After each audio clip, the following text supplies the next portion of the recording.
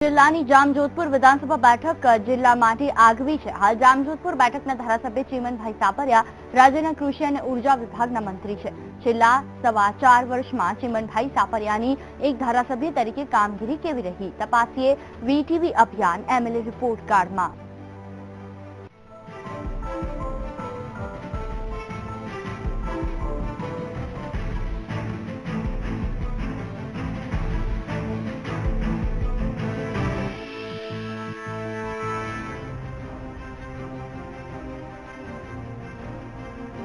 ઓગણીસો 95 થી જામજોધપુર બેઠક ઉપર ભાજપના ચીમનભાઈ સાપરિયા ચૂંટણી જીતતા આવે છે। ચીમનભાઈ સાપરિયા હાલ રૂપાણી સરકારમાં કૃષિ અને ઉર્જા મંત્રી છે। વર્ષ 2012ની ચૂંટણીમાં ચીમનભાઈ સાપરિયાએ કોંગ્રેસના હરદાસ ખાવાને 28,191 મતોથી હરાવ્યા હતા। 2012ની ચૂંટણી જીતવા માટે ચીમનભાઈ સાપરિયાએ આપ્યા હતા આ ચૂંટણી વચનો: તાલુકાનો વિકાસ કરવો, ખેડૂતોના પ્રશ્નોનો તત્કાલ નિકાલ લાવવો, રસ્તાઓનું નવીનીકરણ કરવું, સ્વચ્છતા અને પાણીના પ્રશ્ને કાર્યો કરવા। પોતાના આ ચૂંટણી વચનો પૈકી કેટલા વચનો ચીમનભાઈએ પૂરા કર્યા, સાંભળીએ તેમની પાસેથી જ। એ ગામે ગામ રસ્તા પહોંચાડવાની વાત હોય, પીવાનું પાણી પહોંચાડવાની વાત હોય, જ્યોતિર્ગમ યોજનાના માધ્યમથી 24 કલાક વીજળી આપવાની વાત હોય, આરોગ્ય ક્ષેત્રે 108 જેવી સુવિધા ઉપલબ્ધ કરાવવાની હોય કે પ્રાથમિક સેન્ટર કે સબ સેન્ટર સ્થાપીને આરોગ્યની સેવાઓ ઉપલબ્ધ કરવા માટેની કામ હોય કે બાળકો માટે શાળાના રૂમો તૈયાર કરી અને શિક્ષકો ઉપલબ્ધ કરાવી અને ગુણવત્તાસભર શિક્ષણ પૂરું પાડવાની વાત હોય, આ ભારતીય જનતા પાર્ટીના શાસનની અંદર છેલ્લા સમયની અંદર કર્યું છે। એક મંત્રી તરીકે, ધારાસભ્ય તરીકે તો ચીમનભાઈએ પોતે વિકાસના દાવા રજૂ કર્યા છે, પણ આ બાબતે સ્થાનિકો ચીમનભાઈના વિકાસના દાવાને પોકળ કહે છે। જામજોધપુર વિસ્તાર એવો છે કે અહીંયા કોઈ ઉદ્યોગ એવો નથી। મેન સાહેબને અમે 1-2 વખત કીધું, પણ અહીંયા એવો કોઈ જીઆઈડીસી એવો મોટો ઉદ્યોગ પડે તો એની ખાસ જરૂરિયાત છે। અહીંયા જામજોધપુરની જે કંઈ પ્રજા છે એની રોજીરોટી એક માર્કેટિંગ યાર્ડ ડેવલપ છે।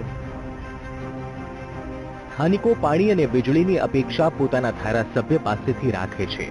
ચીમનભાઈ પોતે ધરતીપુત્ર છે અને રાજ્ય મંત્રી મંડળના મંત્રી છે, એટલે સ્થાનિકોની અપેક્ષા ચીમનભાઈ પાસેથી વધુ છે।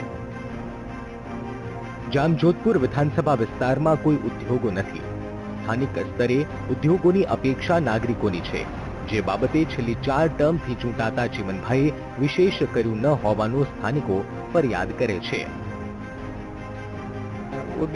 ઉદ્યોગ ધંધામાં બહુ જરૂર છે જીઆઈડીસી ને। અત્યારે નાના અહીંયા ઓઇલ મિલ ને જીન ને એ જ ઉદ્યોગ છે, બીજા જામજોધપુરમાં કઈ ઉદ્યોગ છે નહીં, એટલે એની રિક્વાયરમેન્ટ ઘણી છે।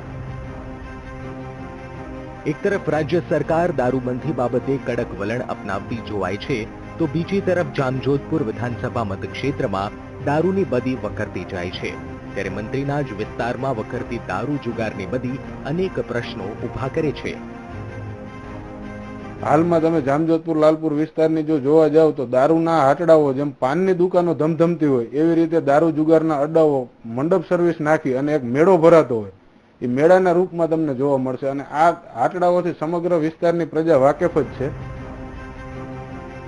જામજોધપુર વિધાનસભા મતક્ષેત્રના વિકાસ માટે હાલ વિકાસના કેટલાક કાર્યોનો આરંભ થયો છે, જેનો ફાયદો સ્થાનિકોને થાય છે।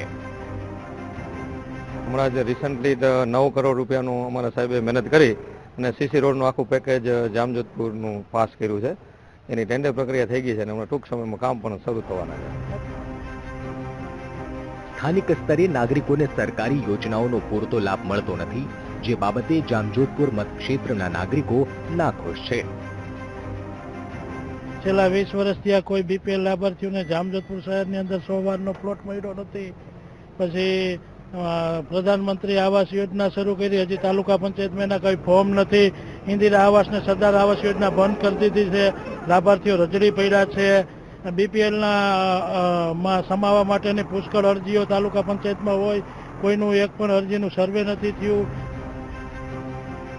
ચિમનભાઈ સાપરિયાએ પોતાને ફાળવેલ ગ્રાન્ટ પૈકી ગ્રાન્ટનો પૂરેપૂરો ઉપયોગ સ્થાનિક વિકાસ કાર્યો પાછળ કર્યો છે. ધારાસભ્ય તરીકે ચિમનભાઈ સાપરિયાને તેમના વિકાસ કાર્યોથી સ્થાનિકો આપે છે 10 માંથી 5 માર્ક્સ. છેલ્લી 4 ટર્મથી ચૂંટાતા આવતા ચિમન સાપરિયા માટે વર્ષ 2017 પડકારરૂપ બની શકે તેમ છે. એક તરફ પાટીદાર અનામત આંદોલન અને બીજી તરફ લોકોની અપેક્ષાના કારણે ચિમનભાઈ માટે વર્ષ 2017 કપરા ચઢાણ સમાન બની રહેશે. જામનગરથી રવિ બુદ્ધદેવ સાથે અમદાવાદથી પરેશ દવે, વીટીવી ન્યૂઝ.